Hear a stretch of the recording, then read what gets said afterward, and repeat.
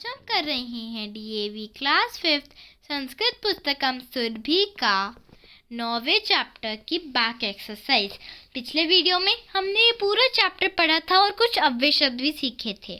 उन्हीं के बेसिस पे हम आज इसका अभ्यास करने वाले हैं। So let's start. फर्स्ट, रिक्त स्थानी पूरयन्तु। रिक्त स्थान पूरे करने हैं पिक्चर्स को देख के। मूषकः आसनदिकायाः नीचे ही अस्ति। नीचे ही क्यों आया है? क्योंकि चूहा आसन, ये जो वर्ड है इसको मतलब कुर्सी, आसन है जो, इसको संस्कृत में कुर्सी को ये बोलते हैं।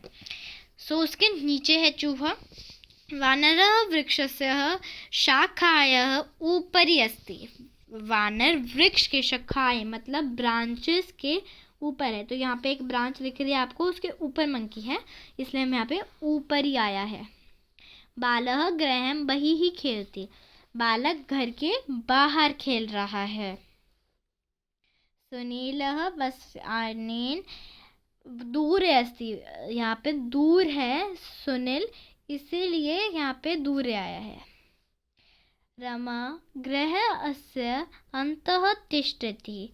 रमा घर के अंदर बैठी है। घर के अंदर भी लिख सकते हैं एंड कोने भी, क्योंकि यहाँ पे कोना भी दिख रहा है आपको जिसके पास बैठी है रमा, इसलिए आपका आंसर वेरी कर सकता है। आप अंतः भी लिख सकते हैं एंड कोने भी, दोनों करेक्ट आंसर होंगे।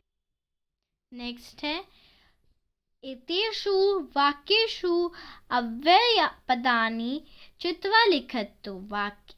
इन वाक्यों में से आपको अव्यय शब्द छाट कर लिखने हैं। अमितः गृहतः बहिः गच्छति। अमित घर के बाहर गया। बहिः तो बाहर, इसमें होगा अव्यय शब्द। स वृक्षस्य समीपे गच्छति। यहाँ पे समीपे होगा अव्यय शब्द। इस सेंटेंस का मीनिंग है वह वृक्ष के पास गया। तदा एक वानर वृक्षस्य उपरि आगच्छति। तभी एक वानर वृक्ष के ऊपर आ गया, ऊपरी। स फलानि नीचैः क्षिपति। क्षिपति फल नीचे है तो नीचे ही होगा। फलम अमितस्य उपरि पतति। ऊपरी होगा।